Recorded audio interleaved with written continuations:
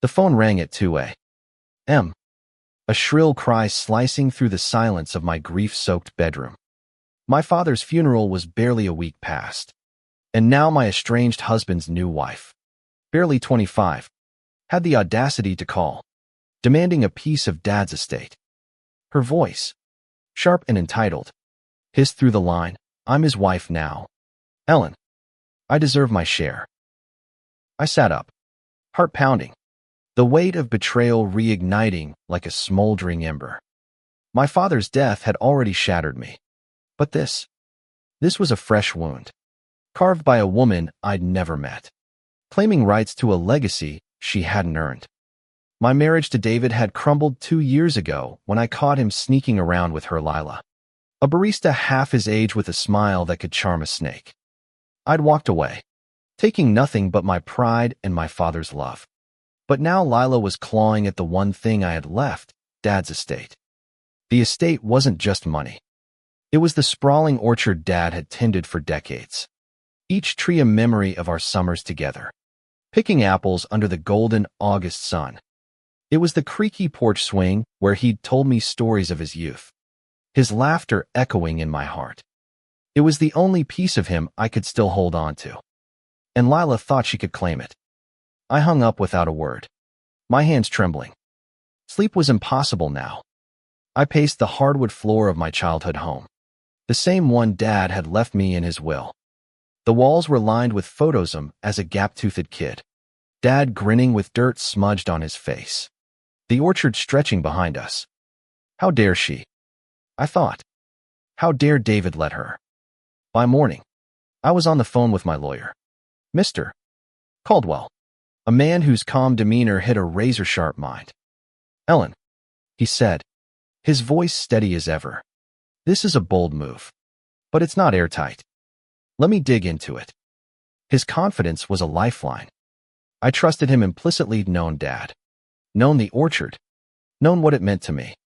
If anyone could protect it, he could. The next day, Lila's lawyer sent a formal letter.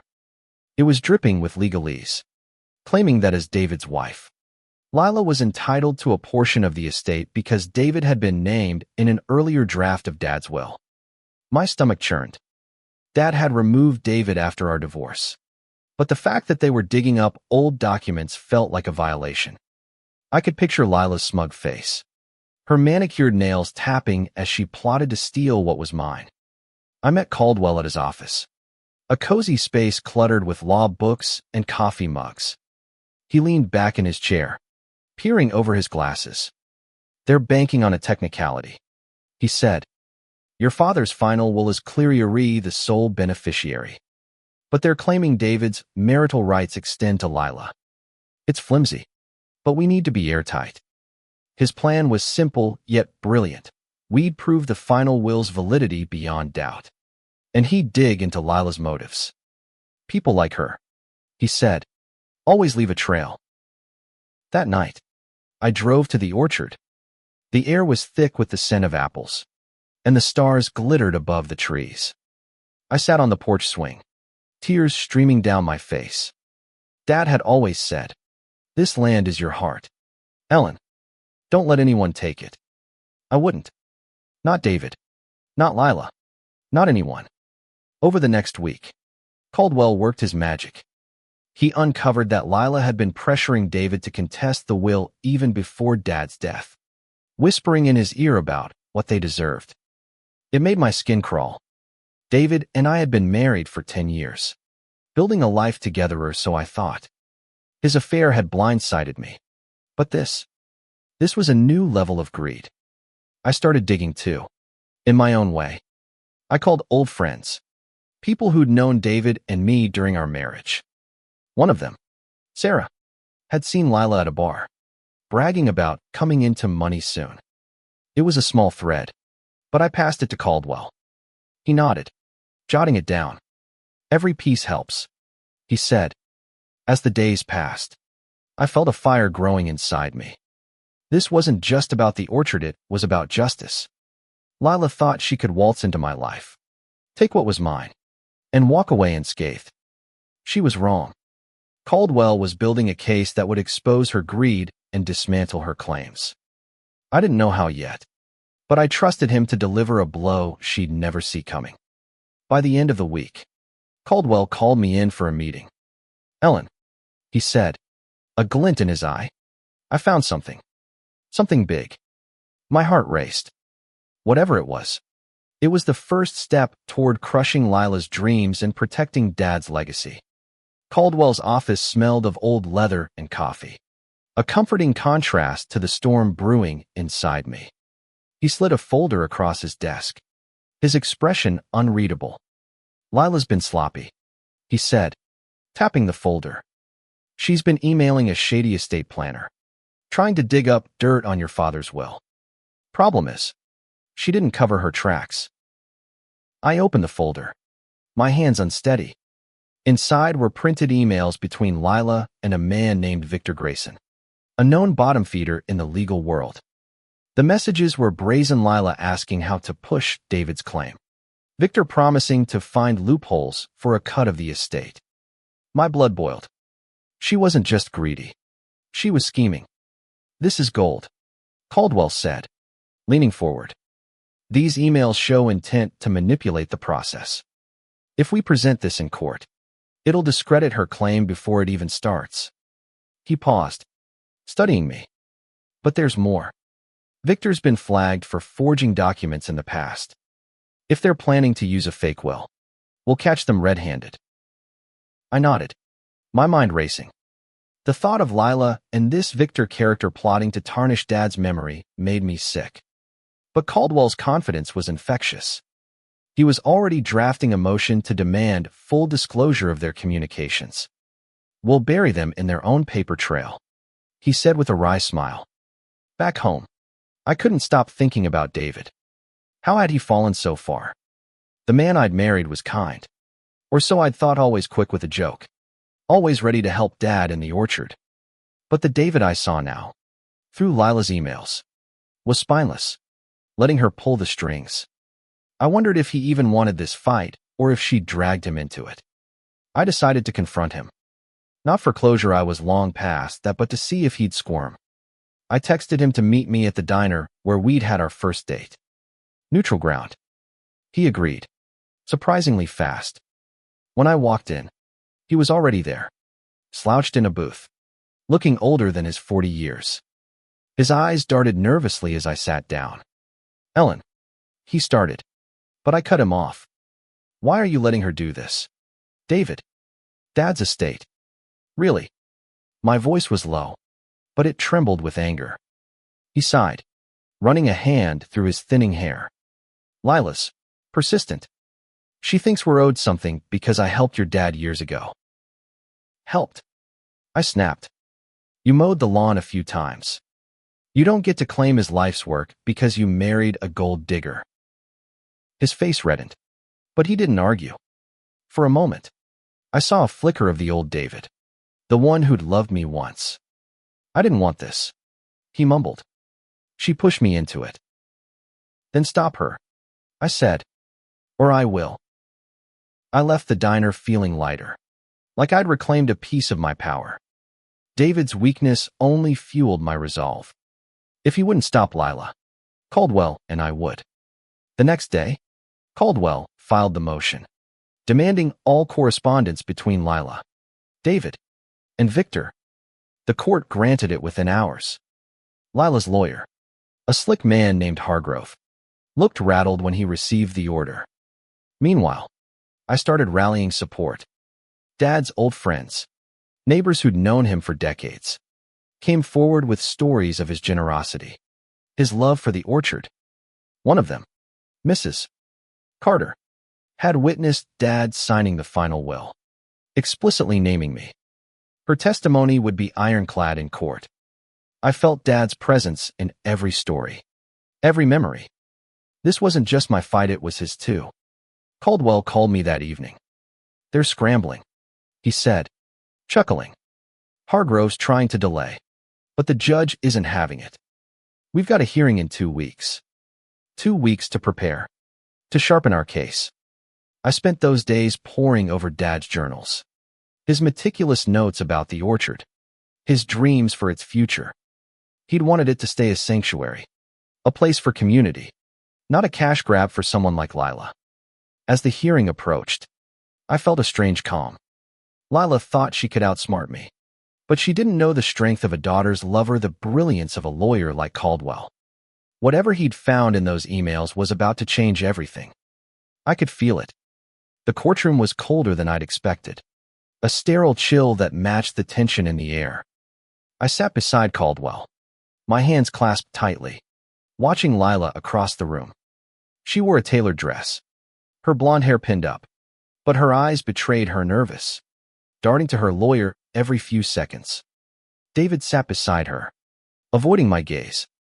The judge, a stern woman with gray hair pulled into a tight bun, called the hearing to order. Caldwell stood, his voice steady as he presented our case. Your Honor, the plaintiff's claim is baseless. The final will, notarized and witnessed, names Ellen Harper as the sole beneficiary. The opposition's reliance on an outdated draft is a deliberate misrepresentation. Hargrove shot up, objecting, but the judge silenced him with a look. Caldwell continued, laying out the emails between Lila and Victor. He projected them onto a screen, each word a damning indictment of her greed. The courtroom murmured as one email revealed Lila's plan to pressure David into signing a backdated agreement to bolster her claim. I glanced at David. His face was pale, his hands fidgeting. Your Honor, Caldwell said, these communications show a clear intent to defraud. We request the dismissal of the plaintiff's claim and sanctions against MS. Lila Harper for attempting to manipulate the estate process. Hargrove scrambled, arguing that the emails were taken out of context. But his voice lacked conviction. The judge's expression grew darker with every excuse. She adjourned for a brief recess, and I stepped outside to breathe. Caldwell joined me, his face calm but triumphant. We've got them on the ropes, he said, but there's more coming. Back in the courtroom, Caldwell called Mrs. Carter to the stand. Her voice, warm and steady, recounted the day Dad signed the will. He was clear-headed, she said. He told me Ellen was his heart, and the orchard was hers to protect. I fought back tears, feeling Dad's love wrap around me like a warm blanket. Then came the bombshell. Caldwell presented a document Victor had sent Lila, forged draft of Dad's will, dated after the real one. The signatures were sloppy, the notary seal a fake. The courtroom gasped. Lila's face crumpled, her confidence evaporating. David looked like he might be sick. Hargrove tried to object, but the judge cut him off. This is serious, she said. I want an explanation. Caldwell didn't let up. He called an expert witness, a forensic document analyst, who confirmed the forgery. The ink and paper don't match the alleged date. The analyst said, this is a recent fabrication. The judge's pen scratched furiously as she took notes. I stole a glance at Lila. She was whispering frantically to Hargrove, but he shook his head. They were cornered. I felt a surge of vindication, but also a pang of sadness for David. He'd let himself be dragged into this mess, and now he'd pay the price too. The hearing ended with the judge promising a ruling soon. Outside, Caldwell clapped me on the shoulder. They're done, Ellen. The forgery alone is enough to sink them. But the emails seal the deal. I nodded, but my mind was already drifting to the orchard. I needed to be there, to feel Dad's presence again. That night, I walked through the trees, the moonlight casting long shadows. I thought about Lila's audacity, David's weakness, and the legacy I was fighting for. The orchard wasn't just land, it was Dad's love, his sweat, his dreams. I wouldn't let it slip away. The next morning, Caldwell called with news. The judge had fast-tracked her ruling, and she wanted us back in court tomorrow. This is it, he said. Be ready. My heart pounded. Whatever happened next, I knew we were close to ending this nightmare and making Lila regret ever crossing me. The courtroom felt different this time, charged with anticipation. I sat straighter, my hands steady, as the judge entered. Lila and David were already there, her face a mask of forced composure, his a portrait of defeat. Caldwell squeezed my arm, a silent reassurance. We were ready. The judge wasted no time. After reviewing the evidence, she began, her voice cutting through the room. I find the plaintiff's claim to be without merit. The final will, duly executed, names Ellen Harper as the sole beneficiary of Mr. Thomas Harper's estate. My heart leapt, but she wasn't done. Furthermore, the presentation of a forged document constitutes a serious offense. I'm referring this matter to the district attorney for investigation. Lila gasped, her hand flying to her mouth. David's head dropped into his hands. Hargrove tried to interject, but the judge's glare silenced him. Ms. Lila Harper, she continued, your actions have wasted this court's time and disrespected the memory of Mr. Harper. You will cover all court costs, and I'm issuing a restraining order prohibiting you from contacting Ms. Ellen Harper. I exhaled, the weight of weeks lifting from my shoulders. Caldwell's face broke into a rare smile. We did it, he whispered. But the victory felt bittersweet. I'd protected Dad's legacy, but at what cost to my heart? David's betrayal still stung, and Lila's greed had dragged us all through the mud. As we left the courtroom, reporters swarmed outside. The story had leaked small-town drama always does. I dodged their questions, slipping into Caldwell's car. Let them talk, he said. The truth's out there now. I nodded, but I wasn't thinking about the headlines. I was thinking about the orchard, about going home. That evening, I hosted a small gathering at the orchard. Mrs. Carter and other neighbors came, bringing casseroles and stories of Dad. We sat on the porch, the swing creaking under my weight, and I felt him there with us. The community rallied around me, their support a balm for my wounds. They'd known Dad's heart, and they knew mine. But the fight wasn't over. Caldwell warned me that Lila might appeal, though her chances were slim.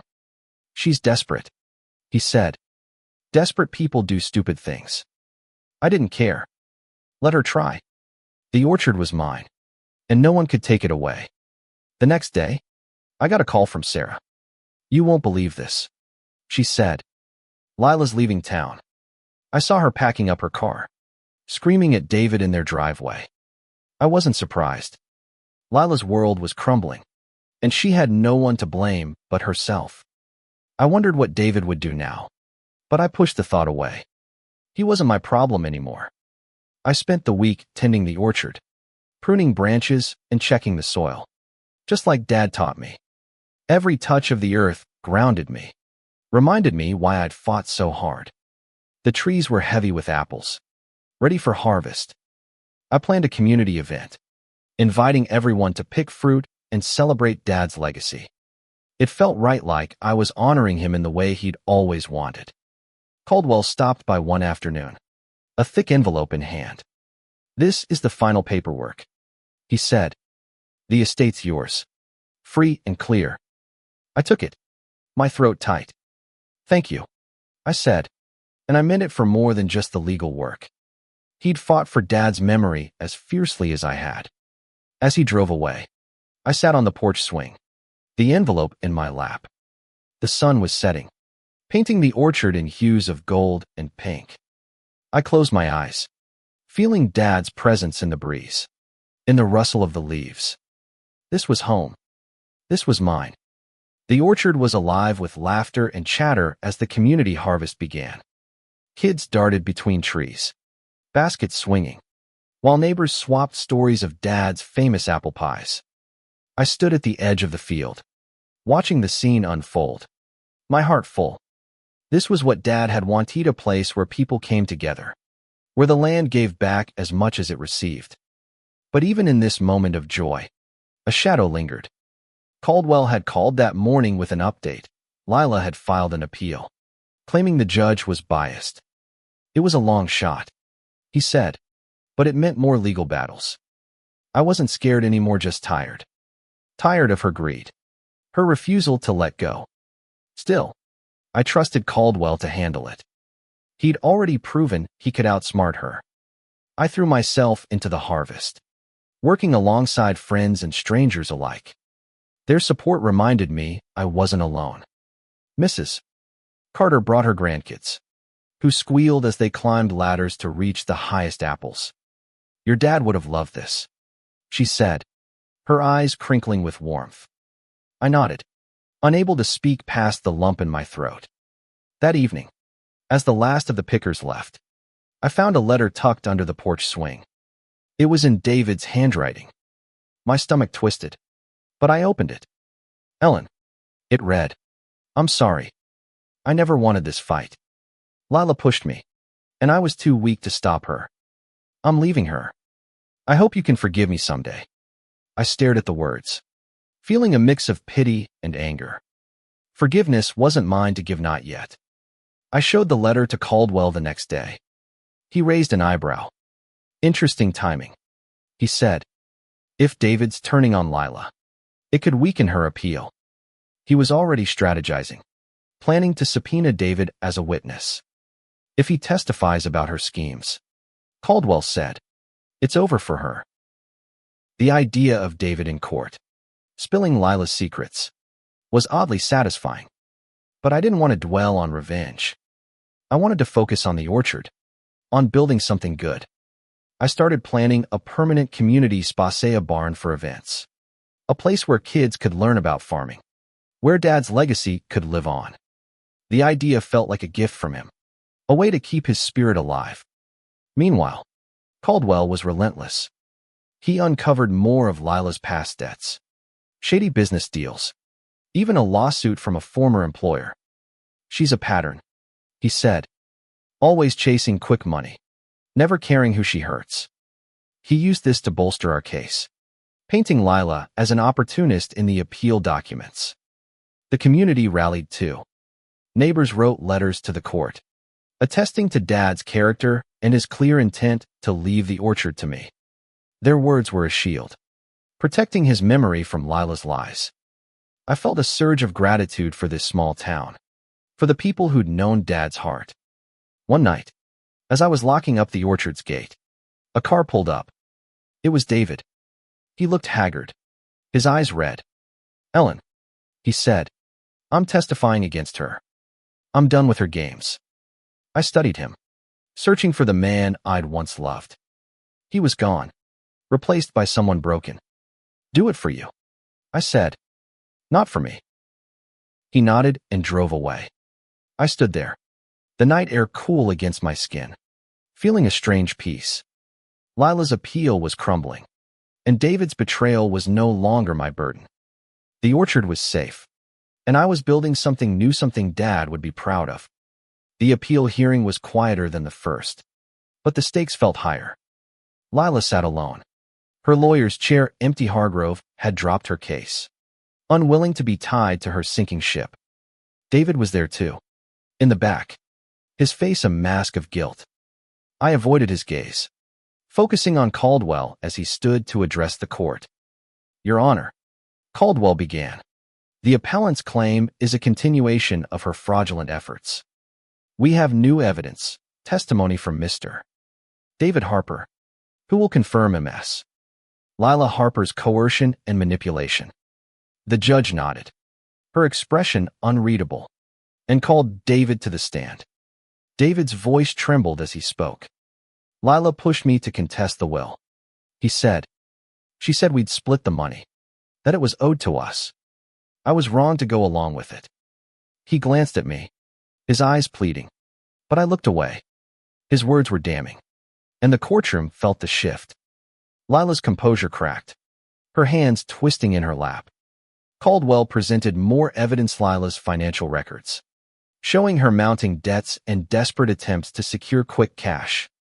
"This isn't about fairness," he said. "It's about greed." The judge listened intently, her pen moving across her notepad. When Lila's turn came, she had no lawyer, no defense. Her voice was shrill as she tried to spin a story of being misled by Victor. But it fell flat. The judge didn't deliberate long. The appeal is dismissed, she said. The original ruling stands. And I'm upholding the sanctions against MS. Lila Harper.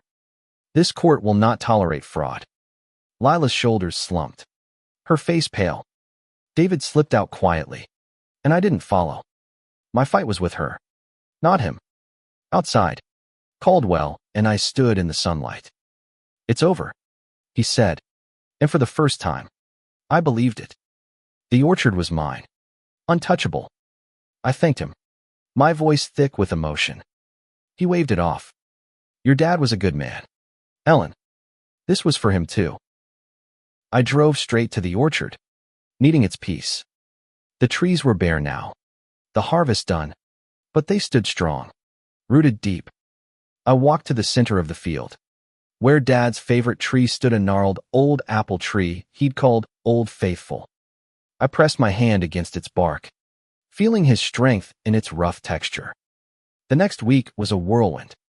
The community barn project took shape, with local contractors offering discounted rates and neighbors volunteering time. Mrs.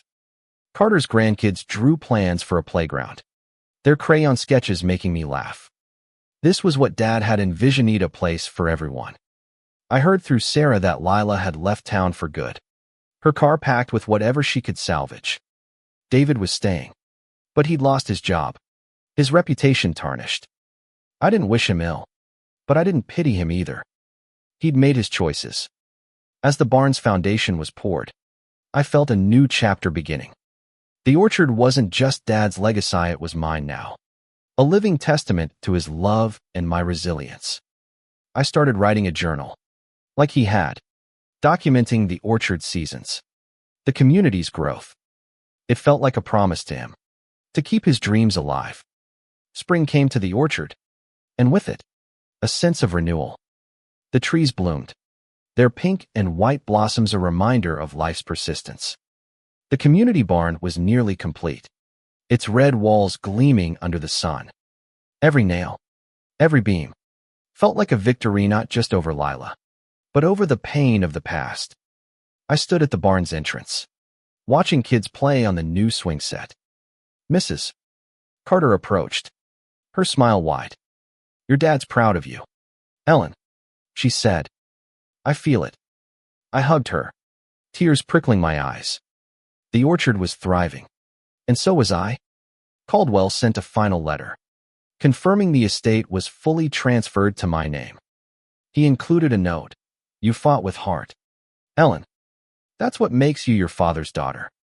I framed it, hanging it beside Dad's old photos.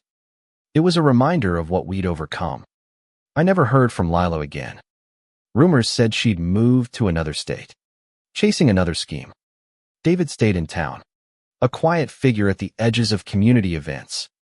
He never approached me, and I was grateful. Some wounds heal, but they don't need to be reopened. The orchard became more than a memory, it became a beacon. Families came for apple picking, school groups for tours, couples for picnics under the trees. I hired local teens to help, teaching them what Dad taught me. The barn hosted weddings, book clubs, even a small farmer's market. Every event felt like a piece of Dad's heart, shared with the world. One evening, as I sat on the porch swing, a breeze carried the scent of blossoms. I opened Dad's journal, reading his words about the orchard, about me. Ellen's my legacy, he'd written. She'll carry this place forward. I closed the book, my heart full. I was doing exactly that. The fight with Lila had tested me, but it had also shown me my strength. I wasn't just Dad's daughter, it was a woman who'd fought for what mattered, who'd built something beautiful from pain.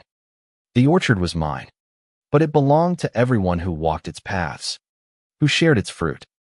And that, I knew, was what Dad would have wanted most of all.